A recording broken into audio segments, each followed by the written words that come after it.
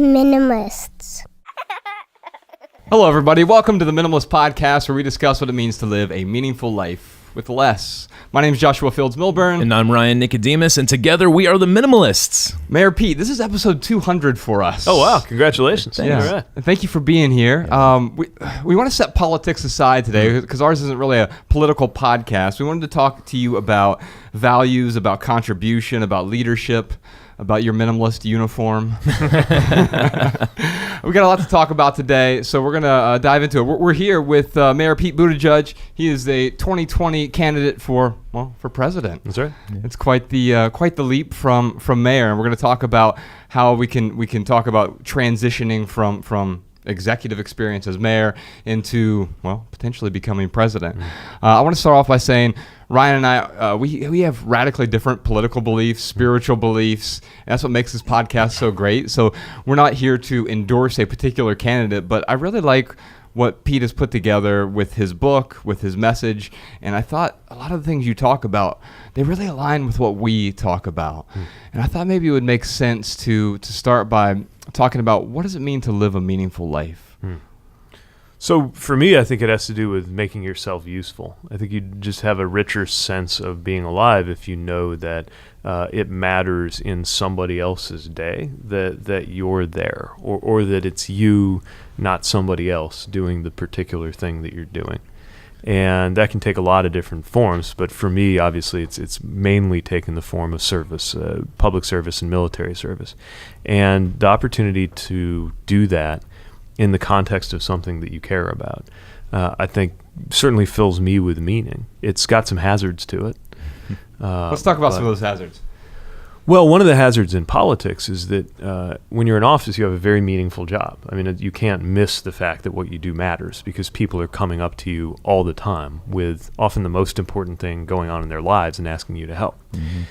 The problem with it's a very fulfilling thing. The problem with it is it means that because your work is meaningful, there is a risk that you will rely on your work in order to make your life meaningful. And if you don't have meaning without your job, that means you need your job a lot. And part of being good in public office is knowing that there are some things that are worth more than your job.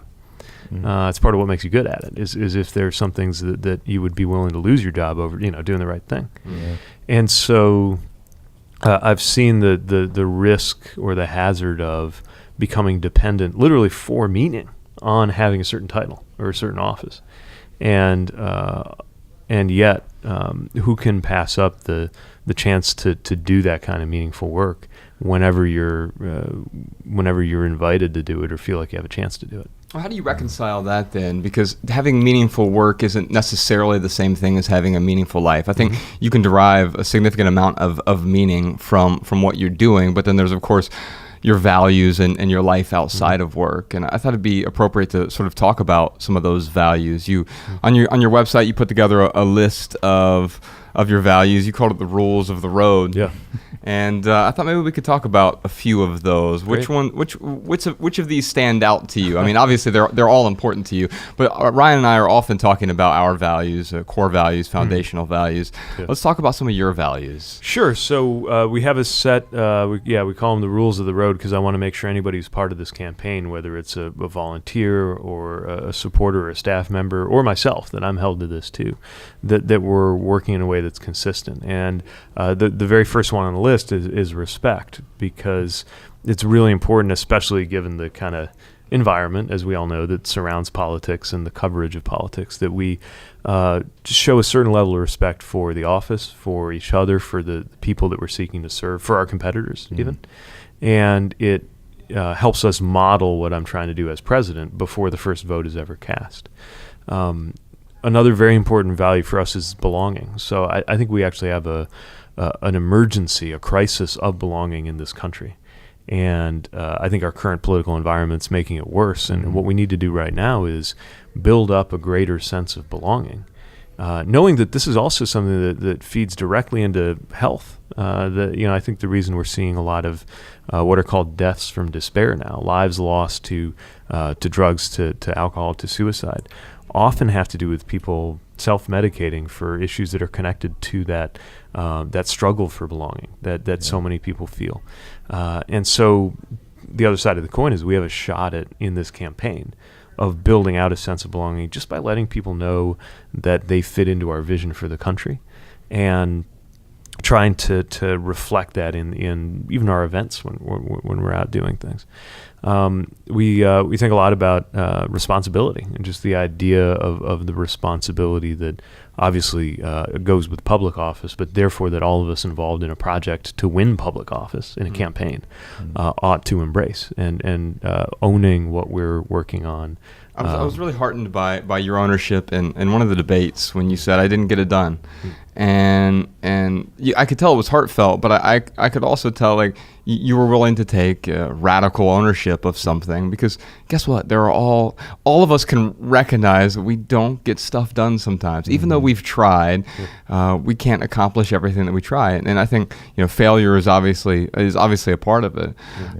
And so taking responsibility, to me, from someone who is a politician who is in public service, as opposed to just passing the buck, I think that's something that is significant, and unfortunately not something we see enough of. Well, I think it's definitely the instinct of a mayor, because you're on the ground. You're in this world where there's a lot of accountability for what has gone well and what hasn't. You don't come in promising that everything will be fixed, and so when something doesn't go the distance, I need to acknowledge that, because we all, as a city, need to think about what we would do differently. But there's no alternative facts when you're a mayor. People can see whether something went well. Something as simple as snow plowing, or something as deep and intractable as neighborhood equality and economic development. So you got to own it. Things go well, you get the credit. Things go poorly, you got to own up to what happened and what you could have done better. Yeah, that's one thing I really appreciate about you, is that you do take ownership. But I think it's too often we look for like this perfect candidate. We look for this, perfect person to be president. And none of us are perfect. Right. So it's like, for me, I don't want a perfect president. I just want someone who can take ownership and who can be self-reflective and learn and move forward. Speaking of learning, your book, which, by the way, I have this theory that all political memoirs are vapid, trite, and empty, and you totally shattered that. Thank you. You write gorgeously, so Thanks. Bravo for that. And I think you put together a book that was, in many ways, was written. The prose was written like a novel, I felt like, a lot of the time. It opened up with like just a gorgeous scene of South Bend, and some of the narrative sort of overlay of the scene where you're running through South Bend and sort of describing the city. I thought that was a beautiful narrative device to sort of move things through and give people who have never been to the Midwest or to South Bend a sort of tour of the city, the good and bad side of things. You talked a moment ago about a crisis of belonging and also a crisis of meaning. And Ryan and I are from Dayton, Ohio. A few years ago, it was the overdose capital of America. A lot going on there, because a lot of, you're familiar with this with South Bend, a lot of the jobs left with the manufacturing, and that closed a whole bunch of plants, and people found tremendous meaning in their work. But then they also felt, I think especially today, we feel like we don't belong as much. I saw a survey of millennials that said, I think it was 23% of millennials don't even have an acquaintance. Wow. And if you're thinking about belonging, you don't even have an acquaintance. You're so far from a sense of community. Yeah. But it seems to me that you've identified you've been able to establish or help reestablish a sense of community. Can we talk about some of the lessons that you've learned being the mayor of South Bend, some of the ones you wrote about in your book? Yeah, part of what I share in the book, and why it's called The Shortest Way Home, is that there's a saying, the longest way around is the shortest way home. And it took me a while to figure out how much belonging and meaning was going to come from my community, the place that I'd grown up in, the place I couldn't wait to get out of when I was 18. And I think a lot of people who grow up, especially in smaller communities or in the industrial Midwest, kind of take on board that message that success means getting out. Yeah.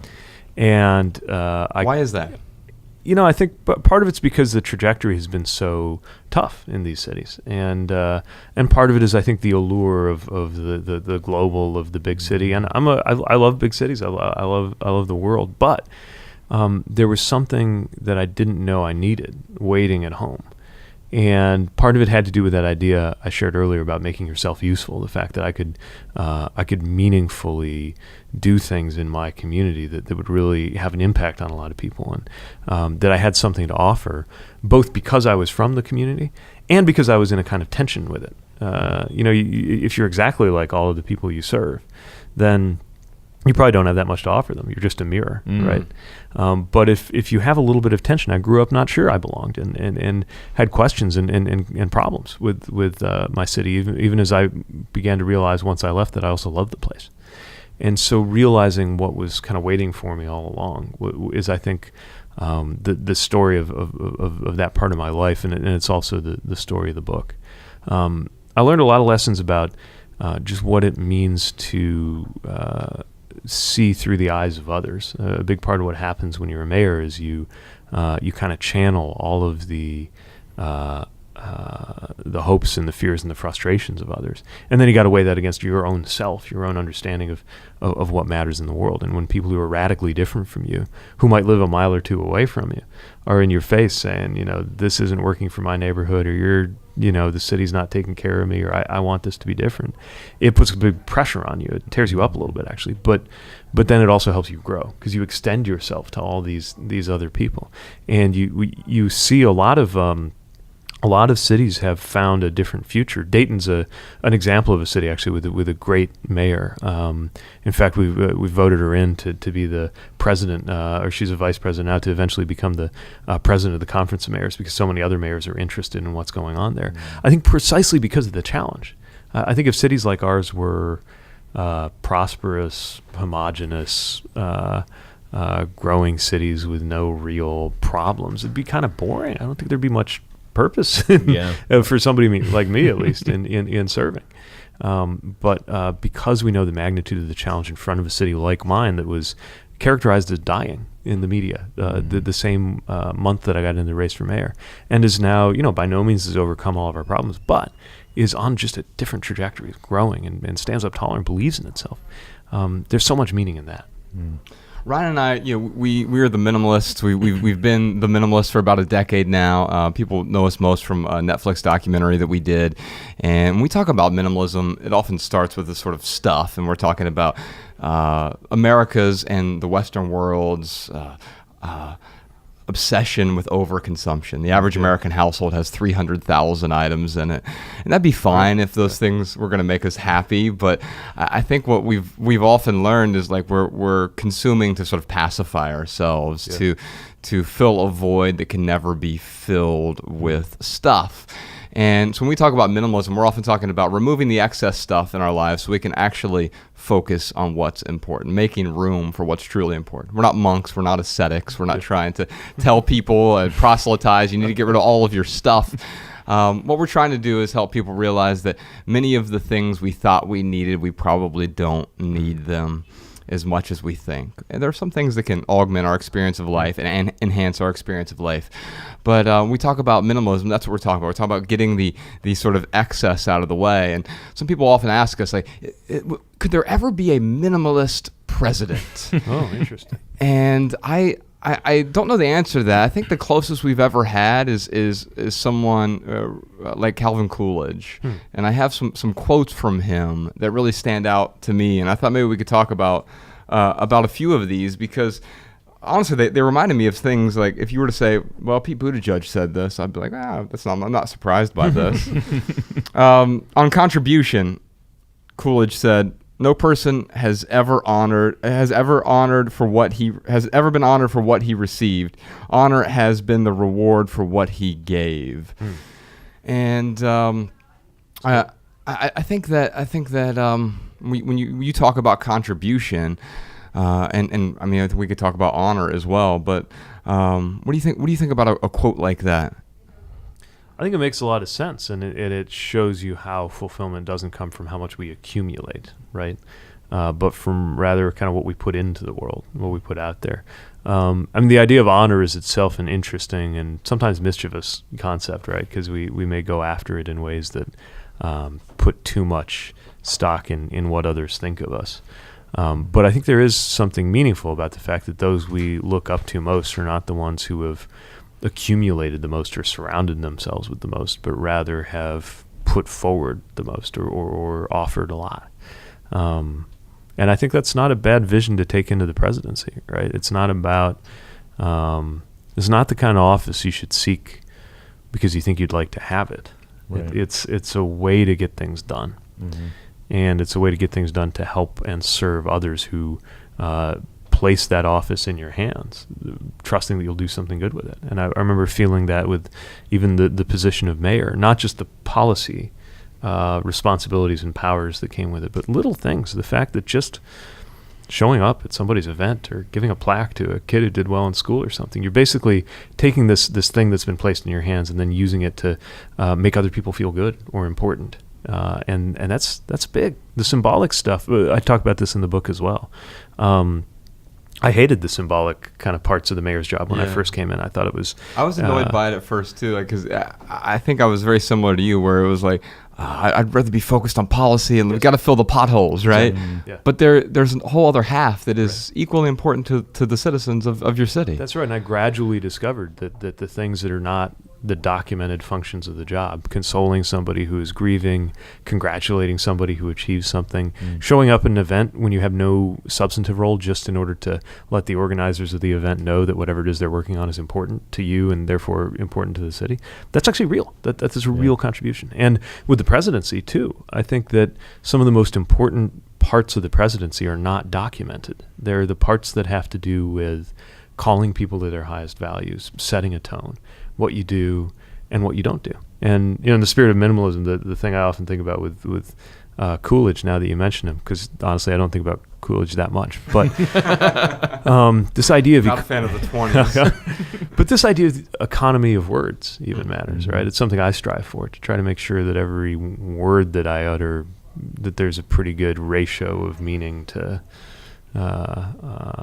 air taken up. I feel like you speak in prose, which is refreshing considering other people.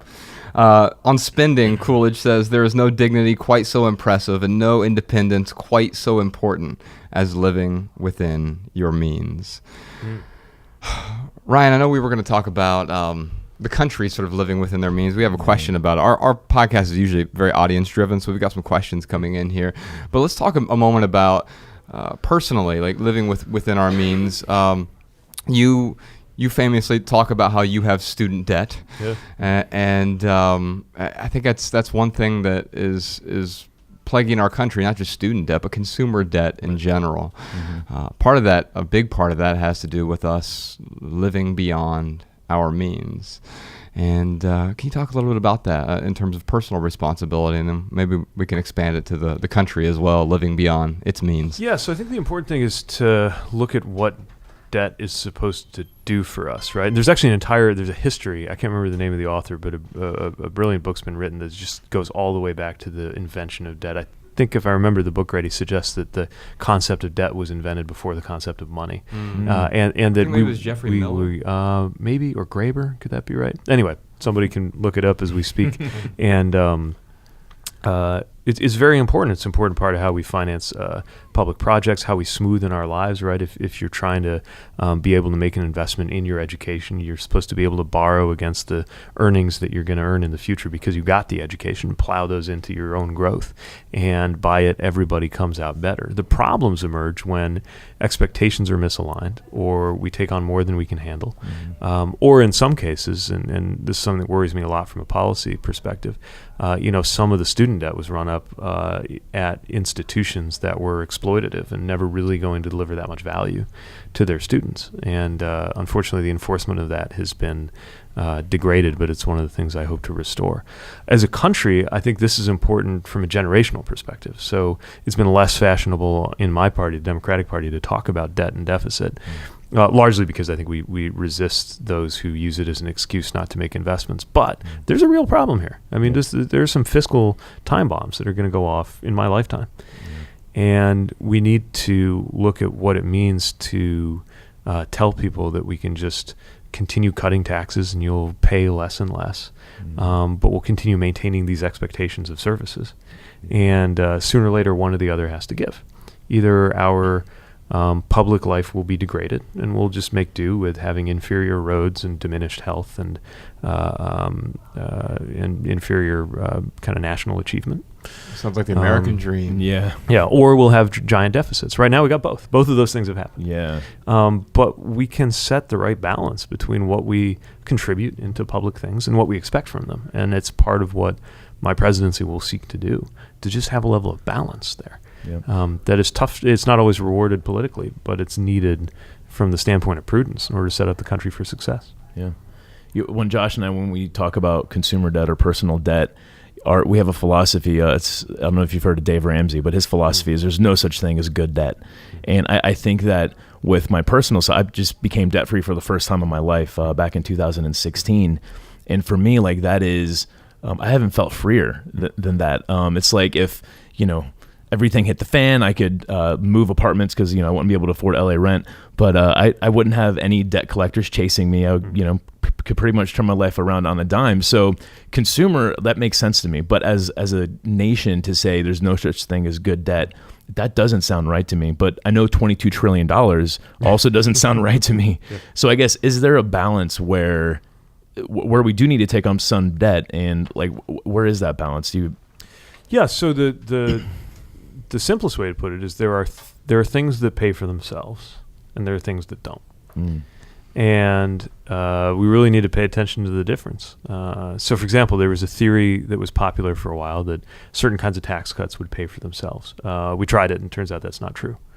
But it's also very clear that certain investments in things like pre-kindergarten education or criminal justice reform or infrastructure do pay for themselves. In that case, it would be irresponsible not to, right? Yeah. I mean, it's the simple, and people may find it's better not to bother, but also in personal finance, right? If I have a mortgage at 3% and I can save at 5% and get interest on that, then I am sacrificing money by not maintaining a certain level of debt, because if I paid off the mortgage, I'd have that much less money to save. So this is a personal calculation people can make for themselves. Yeah, because you have to weigh other costs. Like there's psychological costs of having that debt, and other costs that are sort of non-monetary. I mean, it's the same cost. Like when we think about bringing a new item into our lives, it's like of course there's the price tag, right? But the true cost goes way beyond the price tag. It's the price of storing the thing and cleaning the thing and changing the batteries in the thing or putting oil in the thing. Like there are all of these additional costs, and I think you're right. It's very much a personal calculus. But when we look at the country writ large, we have a tremendous amount of spending. We have a tremendous amount of debt. And in fact, I think we have a question from Tim. Do you want to play that question, Podcast Sean? Living below your means is a core doctrine of minimalism. As president, what steps would you take to decrease the current national debt of more than $22 trillion? So, Mayor Pete, I think that Tim's asking for some some specificity here. Like, what do we do to decrease? Is there an appropriate amount of debt? It sounds to me like it's probably not $22 trillion, right? Somewhere between 0 and 22 trillion, I'm assuming. Yeah, I mean, as a share of our economy, it should be lower than it is. But again, it would also be foolish to have 0, because you're then denying yourself opportunities at a national level that can only be financed with the right level of debt. So how do we get it right? Well, it's pretty simple. Basically, we need to only take on things that we can afford, and then we need to be willing to raise the revenue to do it. I would think of it this way. Most developed countries, about a third of their economy flows through the public in some way. If you add up state, local, everything from what goes into schools and libraries to nationally collected taxes that you might spend on the military or national efforts, about a third. For us, it's a quarter. And in that difference between a quarter and a third lies, in my view, the inferiority of our public infrastructure, our transportation resources, our health, and a lot of other things relative to most of those developed countries. Now, the real problem is that we've maintained expectations of having a high level of infrastructure and health and housing, but we've cut the amount we're paying into it down. So it's got to come out of somewhere. And right now where it's coming out of is that the debt is growing. I would argue that spending is actually, it's not because of spending, it's because of the relationship between spending and what we're bringing in. But it is also abundantly clear that there is more than enough in this in the abundance of this country to finance all the expectations we do have. Maybe not if we go all the way. It's one of the reasons compared to my some of my competitors, I'm not promising, free everything that we can just pay down the last penny of tuition, even for the wealthiest person to go to college. Right. But I do think we need to do more than we are now. I mean, we should have better travel. I'm not even asking for Japanese level trains. I just like maybe Italian level. That'd be nice compared to what we got now. Right.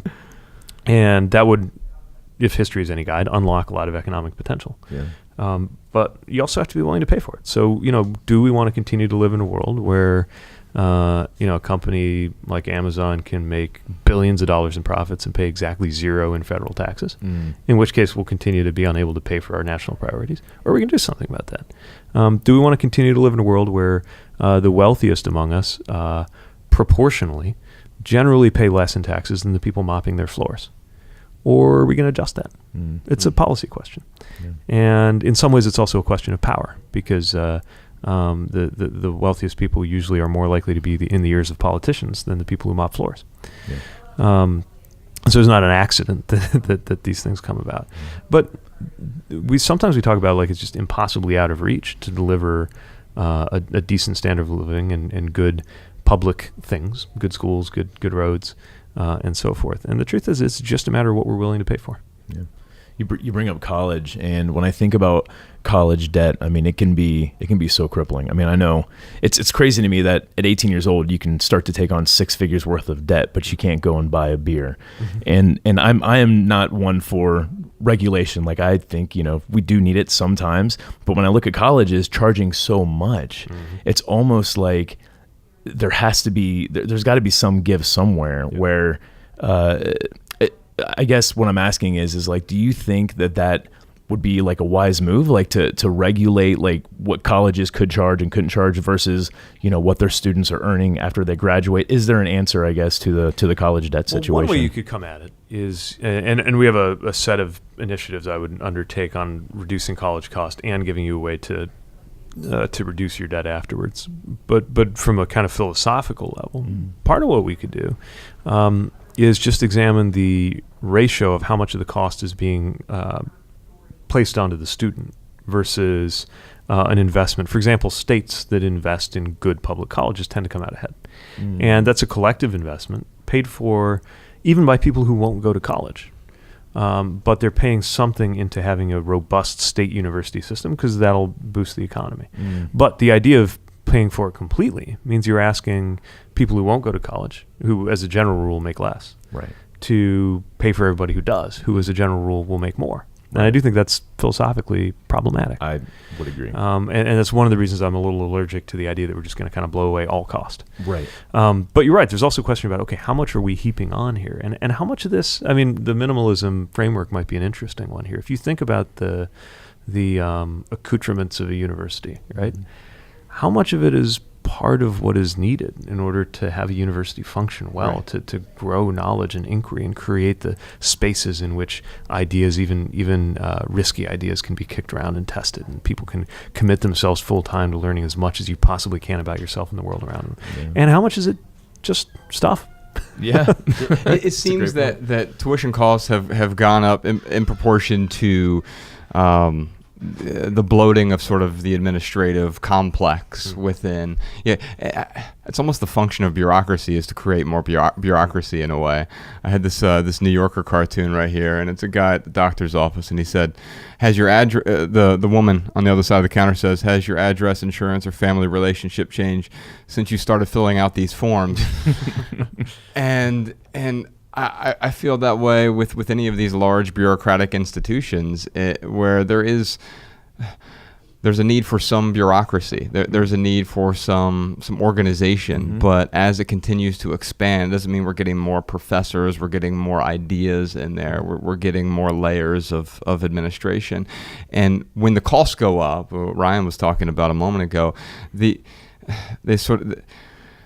problem is that it almost becomes predatory lending at some point. Yeah. The 18-year-old who does get into 6 figures worth of debt, it's 2 steps removed from the corner store loan that charged you 3,400% interest. Yeah. Well, and one thing that's going on that doesn't get as much attention is for every, middle or upper middle class student who's got six-figure debt, and it's a real weight, but they will eventually get through it. Mm-hmm. There is a low-income student who has maybe five-figure debt that is going to prevent them from ever being able to get out because they're so low income on the way in. And some of these colleges, especially these for-profit colleges that can really take advantage of people if there's no quality control, have, as you said, they've basically turned the Department of Education into a predatory lender. And in my view, there needs to be a much higher level of accountability around that. The question of bureaucracy, it'll always be with us. When I was in the military, I basically participated in the largest and most bureaucratic bureaucracy in America, right, which is the Department of Defense. And there are some things that it does incredibly well, and better than anybody in the world. And then there's sometimes you're in what one officer I knew called a self-licking ice cream cone, where it just, nobody knows why they're doing what they're doing, but everybody's doing it a lot in triplicate, and it just takes on a life of its own. And as mayor, I've always tried to kind of declutter our own smaller bureaucracy that I oversee in city government to make sure that any process that exists for a reason, and that if there's any place where we're doing something in 7 steps, and it could be 4, that we root that out and find it, and make sure that we're coming back to our actual mission. Speaking of being the governor of a city in the industrial Midwest, we're 3 37-year-old guys. Well, I just turned 38 from the industrial Midwest, and Great vintage. Right. What do you think? What do you think the rest of the country can learn from the industrial Midwest? From I don't know. Maybe we wear it as a badge of honor now, but I always thought of it as pejorative when people called it the Rust Belt. Yeah, I know your mayor in Dayton hates the term. I think we might lean into it a little bit. Let's just own it. Yeah. There's beauty in the rust. Yeah. So the funny thing now, I think especially since 2016, is the Rust Belt, at least politically, became fashionable, right? People were ignoring us for a long time, and now they're like studying us with like exotic fascination. Like reporters rock up, they're like, "Take me to your dive bar. I wanna understand the political soul of the Rust Belt." And I think really the big thing is to learn about change and to examine how we can cope with change in ways that make us better off. By one reckoning, some of the best things that ever happened were the technological developments of the last 50 years. And yet the impact on communities like where you and I grew up has been devastating. And so then it forces us to ask, okay, how do we face these changes and make sure that they actually work in a way that benefits all of us or more of us, instead of entire communities moving in the opposite direction of the rest of the country economically. And yet the other thing you see in a lot of these communities is tremendous amount of creativity, because it took so much more innovation and ingenuity and grit just to literally stay open, maybe, in a place where the economy was collapsing around you, than it takes to make a buck in the middle of a gold rush somewhere. Yeah. That you also see this level of, what people have cobbled together in areas where they don't have a lot to work with is amazing. And also what I'm very proud to see is this kind of militant identity emerging in the Rust Belt, that we take some pride in it, we own it. And again, I think it's because it's just plain more interesting to participate in the resurrection of a place that was left for dead than it is to be part of a place that's just kind of humming along and doesn't have a lot of problems. Yeah. Yeah, one thing we're trying to do right now is we're the west side of Dayton. About 40% of the population lives there, but it's one of the largest food deserts in the country. There's not a single grocery store on the west side, and so we've partnered up with a place called Gym City Market, and we've encouraged our audience that people who have never even been to Dayton, Ohio, and they know about Dayton, Ohio because the Minimalists talk about it every other podcast, but to try to shine a light on it. And we've had people who visit. Yeah, they'll send us tweets all the time. What dive bar do I go to as I'm driving through my way to Indianapolis or wherever? And I think that sense of place, the sort of, there's almost a creative constraint there, that because it is not a boom town and you have just a few scraps to work with. There's a sense of pride, but also there's a creativity that emerges from that I think doesn't emerge if you don't have that sort of that pressure to create the diamonds. That's true.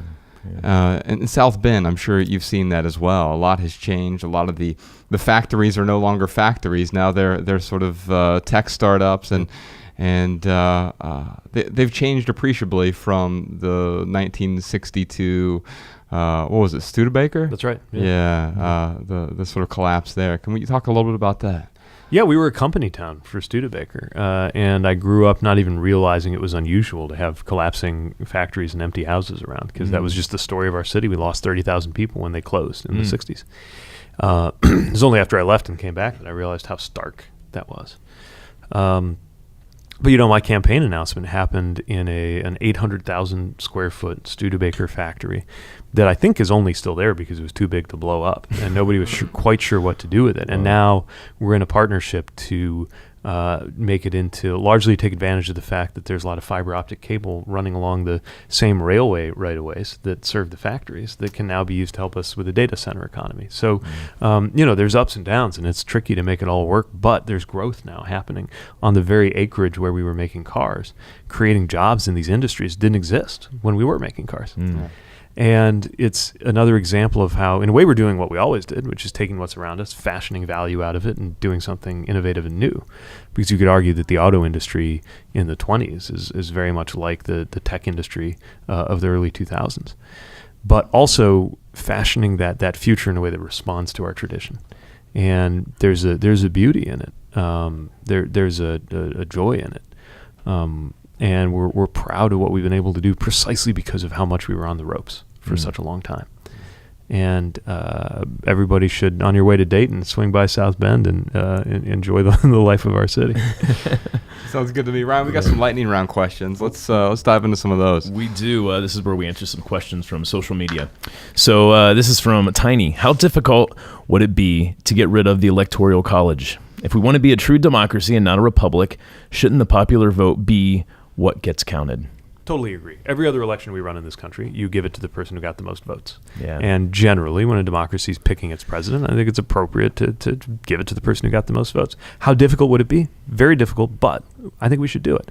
Now, there's an interstate compact that's going around where more and more states are pledging that they would, if enough states sign on, then they will give their electoral college votes to whoever wins the popular vote. So that's a way to do it without having to change the Constitution. But I actually believe a change like this deserves a constitutional amendment. And it might take 10 or 20 years to get it done. All the more reason, I believe, to start talking about it now. Yeah. Because right now what's happening is it's not even systematically helping small states. It's just helping certain states.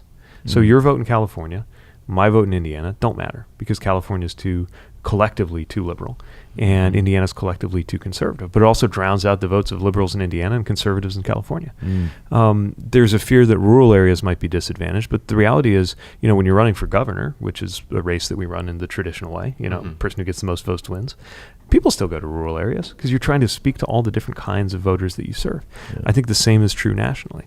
And so we would just be a little more worthy of the name of democracy if we got it done. Yeah. Now, to play devil's advocate there, wouldn't you have? Wouldn't someone argue that we're not in a democracy though? We are part of a republic. Yeah, to me, that's kind of an academic distinction. I mean, of course, we're not a direct democracy where you vote on your iPhone on every bond issue that the government does. But democracy to me is a value. And what matters is how democratic is our democratic republic. And I would argue it's not democratic enough.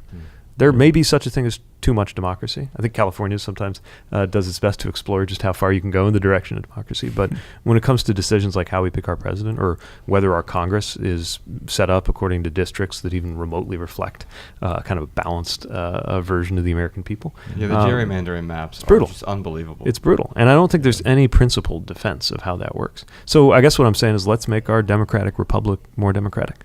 Yeah, totally agree. All right, the next question we got is from Vanessa. How important is the idea of freedom to you? And how would you incorporate this into how you lead the country? So the idea of freedom is central to my campaign. It'll be central to my presidency. The thing I'm doing that's a little different is that part of my campaign is about recognizing that government is not the only thing that can make you unfree. And so we're trying to look at freedom as the freedom to live a life of your choosing.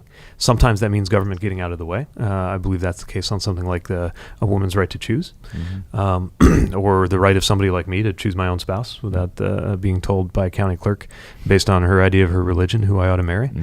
Part of it, though, requires the government to step up to make sure that we have a system for healthcare where everybody can get healthcare, because then I'm more free to go start a small business or a podcast or whatever, because I know I'll have coverage. Part of it is the freedom that can only come to us if we have good education, which means we have to invest in education. So delivering freedom is not as easy as eliminating the state. Otherwise, the freest country in the world would probably be Somalia. But it does mean that we have to transcend this argument over how big or how small the government's going to be and ask at every turn, is this measure going to make us more free or less free? I think we also have to identify what is freedom. Sometimes we think about freedom as doing whatever you want whenever you want, but my 6-year-old daughter, if I let her do whatever she wants whenever she wants, that she would go out and play in the street. It's tyranny in a way if you're doing whatever you want whenever you want. I think real freedom also involves a certain amount of self-restraint and discipline. Otherwise, we're just bouncing around like a pinball. That's right. You can think of it as, for example, an alarm clock. An alarm clock is a contract between your higher order self and your lizard brain, because your lizard brain just wants to sleep because you're tired. But your higher order self has decided that you have an appointment at a certain time in the morning and you need to make it. And so you set the alarm clock. It's like an agreement between your night self and your morning self. And government can be like that too. There's a law school whose motto includes talking about those wise constraints that make us free. And we always have to think about freedom in a richer sense, because there's a lot more to it than just running around doing whatever we feel like. Can you talk about the role of faith in your life? Because I know we often hear politicians talk about it, but it tends to be politicians on the other side of the aisle. And we have a lot of people of faith in our audience. We also have a lot of atheists.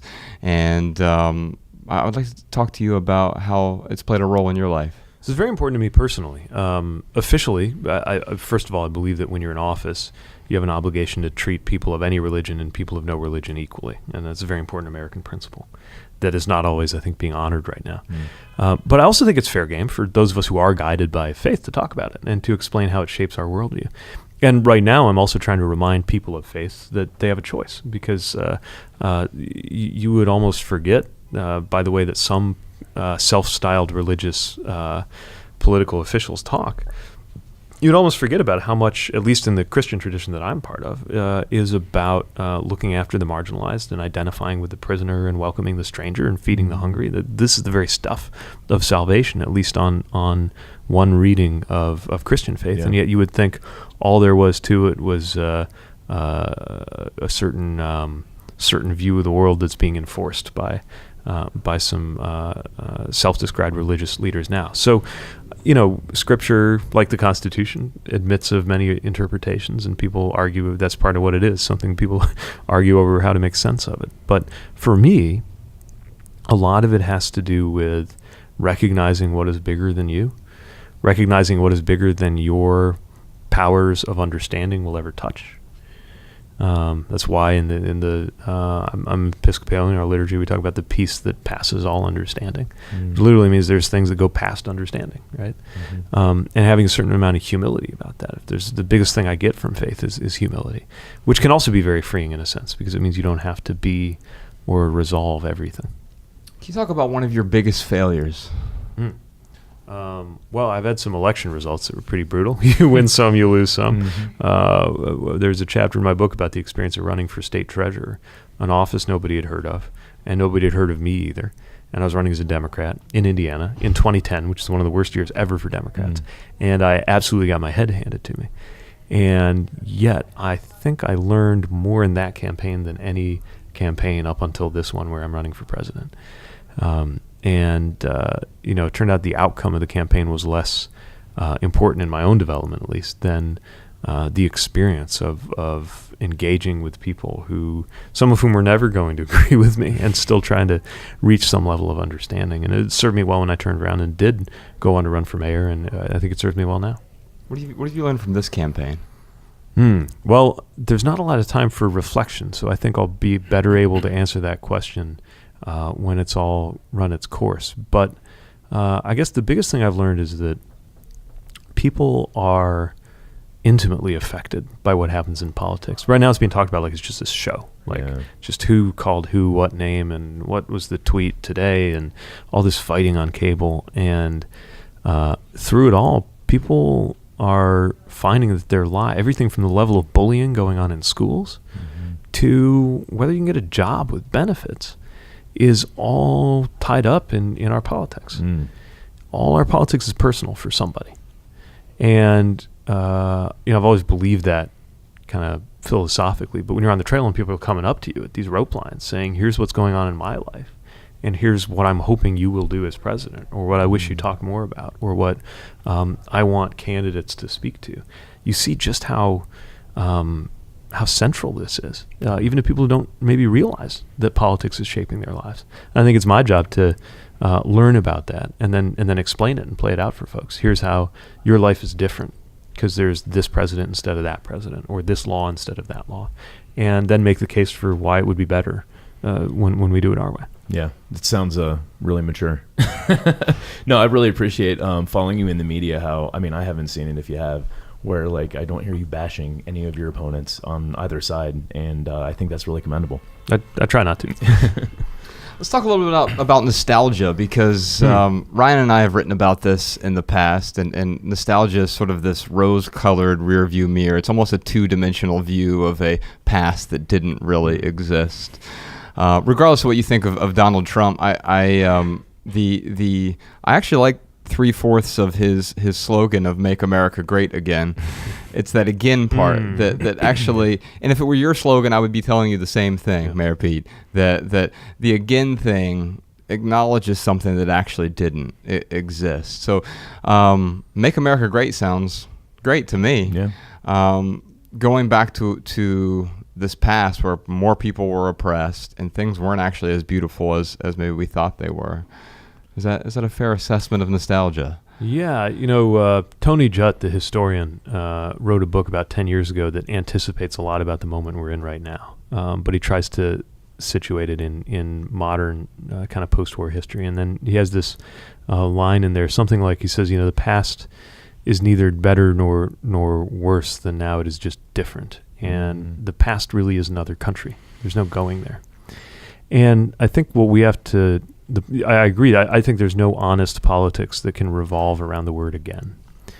And we're not going to find our greatness by retrieving it pickled out of some other moment. There are things that we have probably lost in the past that we might want to recover, and that's the healthiest part of the conservative instinct. But there's also a lot in the past that we do not want to go back to. Yeah. And so we need to view the past as a book to be learned from, not a place we want to go. And if we learn from it the right way, then we find the things that were most noble or choice-worthy about our past, individually or collectively, and then talk about how to kind of recover that in a new fashion that takes us to places we couldn't go otherwise. Nostalgia, look, I'm nostalgic about times that I know I was miserable at the time, but I feel nostalgic about them now. Sure, me too. It's just the way our mind relates in a way it's a good thing. It helps us put in perspective things we didn't appreciate at the time, but it also is very risky. And it's why I think more than anything, we just got to think in terms of good and harm. Who was being harmed by the way things worked in the past? In the book, I've got a little meditation toward the end about what it would be like to walk one of my predecessors as mayor through the streets of South Bend today. And I'm sure in some ways they'd be horrified to see the collapse of all these factories, these industries that they knew as great places. And at the same time, they lived in a world where you died a lot younger, and if you were any kind of minority, it just sucked by today's standards. And we kind of washed that away in our nostalgia for how things were. We're living in one of those moments that I think people will be fascinated with, and if we get it right, maybe nostalgic about one day. Not right now. I mean, right now it's pretty bleak, but I mean the choices we're about to make are the stuff of history. We are lucky and unlucky enough to be living in this moment that I think is going to shape at least the next 50 years. Yep. And what comes next could be really ugly, or it could be really enlightened. And my hope is that we wind up choosing to do the kinds of things that people will one day want to read about and write about and dream about as they're deciding how to get things even further. Yeah. All right, we got a bunch more to talk about, including we're going to have Mayor Pete read some Onion headlines about Mayor Pete. We've got a bunch more questions as well, a lot more discussion coming up. And if you want to hear all that, you can listen to this week's Maximal episode, available exclusively on Patreon. That's right. You're currently listening to our weekly Minimal episode, but every week Ryan and I record an entirely different, much longer, it's always over an hour, long-form Maximal episode over on the Minimalist's private podcast, which gives us the private space we need to talk about things we don't typically talk about in public. Plus, Patreon is the best way for us to fund this podcast and keep it 100% advertisement free, because advertisements suck. When you subscribe to the Minimalist private podcast on Patreon, you'll also receive a personal link so that our Maximal episodes play right there on your favorite podcast app. You'll also get a link to our entire back catalog of more than 100 private podcast episodes. Heck, it's probably getting closer to 200 private podcast episodes now, Ryan. Crazy, time flies. Yes, indeed. So you can find all the details and all the good stuff, including an additional private podcast episode every week over at theminimalists.com/support. Ryan, what else you got for us this week? Being informed is more important than ever, especially in these times with the primaries coming up and then the presidential election coming up. I mean, don't just trust the headlines. I mean, it's okay to read a headline, but... Especially if they're Onion headlines. Right, definitely don't trust the Onion headlines. But it's okay to read headlines, but read read the rest of the article. Just do some research before making, these bold statements about these different candidates, because you really don't know unless you dig into it. I'd like to say something real quick, Ryan. I think it's probably... I tried to touch on this at the beginning, but you and I have different political beliefs, and sometimes they align, they overlap, or they intersect. We like freedom. And we didn't have Mayor Pete on today to try to endorse him in any way. What we want to try to do is expose the world to someone like him who does have some good ideas and also has some ideas that we both disagree with. Sure. And it's okay to have a conversation with someone whom you disagree with on some topics. Well, dude, I mean, as divided, and I'm not trying to get all preachy here, man, but as divided as the country is right now, it's like we need to have conversations like that with all sides. Yeah. If we can't have conversations like that, then we just become further divided. And that's not good for anyone living in the United States of America. And we would definitely extend this invitation to other people, any other top tier candidates similar to Pete. So if Bernie wants to come on, if Elizabeth Warren wants to come on. Dude, if Trump wanted to come on, I'd be more than happy to have a conversation. I would sit down and have a conversation with Donald Trump for sure. and I think we need to be willing to have these conversations with people that we agree with and we disagree with. Because here's what you'll find out. You can't disagree with someone about everything. Even when we had a carnivore and a vegan on the podcast, we ended up talking about mostly the things they agree on, even though their diets were completely different. Even if your political diet is completely different from mine, I can still find some common ground, and we can agree. Yeah. Hey, Josh, do you want to hear some voicemail comments and tips from our listeners? Let's do it. All right, here you go. Hey, Ryan. Hey, Josh. This is Lisa from Minnesota. My advice to your listeners who are moving and are wondering what to take and what to leave behind is, imagine you are in your new home and you open a box and there is the thing that you are wondering about whether you want to take. And are you thinking, wow, I'm so glad to see this. I cannot wait to use this in my new home. Or are you thinking, oh man, what the heck was I thinking? Why did I pack this? What the heck am I going to do with this? So hopefully this will make things more clear to you listeners. Thanks. Hi, my name is Jamie Middleton, and I live in Orlando, Florida. I did have some ideas about things with kids. I recently, within the last couple of years, on my birthday and then at Christmas, I said, I don't want things. I'd rather just do things with you guys. I'd rather have experiences. So we take a trip or we go someplace really fun or special. Also, instead of buying things for your kids, we have a membership to a science museum, a children's museum, and those are great things to ask for if people are looking for gifts for you as a family or for your kids. Get a zoo membership or ask for a museum membership because you can make that last all through the year. And those are places that your children can go and play with quote-unquote toys that are free, that belong to someone else, and they have to manage the clutter and you don't. All right, y'all. Thanks again to Mayor Pete for joining us today. If you want to check out his book, I'll hold it up for the YouTube audience here. It's called Shortest Way Home. It really is a beautifully written book, and it surprised me because I expected to get a couple chapters in just so I could learn a little bit about this guy who was the mayor of South Bend, Indiana. But I ended up I was on vacation earlier this year and read the whole thing, and it was engrossing. And I could never say that about another political memoir. And so you can check that out. You can also visit him online, PeteForAmerica.com. And real quick, for right here, right now, here's one thing that's going on in the life of the Minimalists. I teach a writing class. Speaking of beautiful writing, if you want your writing to be as beautiful as Pete's, it's howtowritebetter.org. I've been teaching this writing class for about 6 years now. It's an online writing class.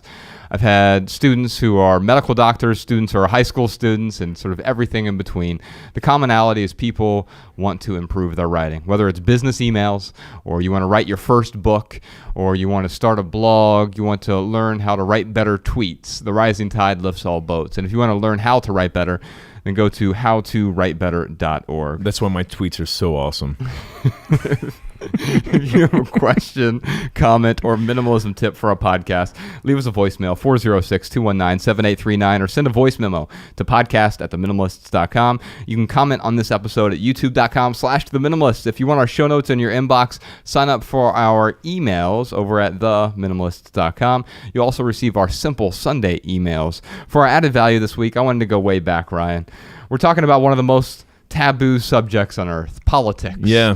But we wanted it to really be the original meaning of the word politics. You go back to the Greek root. It really just means the affairs of the city. And that's why I thought, starting with Pete and having a conversation with him, because he's actually managed the affairs of a city. Yeah. And that's what politics means. You know? And so I think we got into that conversation a bit today, but it is a taboo subject. So here is one of the greatest songs from one of the greatest voices of any generation.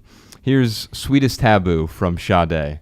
And if you leave here today with just one message, we hope it's this: love people and use things, because the opposite never works. Thanks for listening, y'all. We'll see you next time. The Minimalists.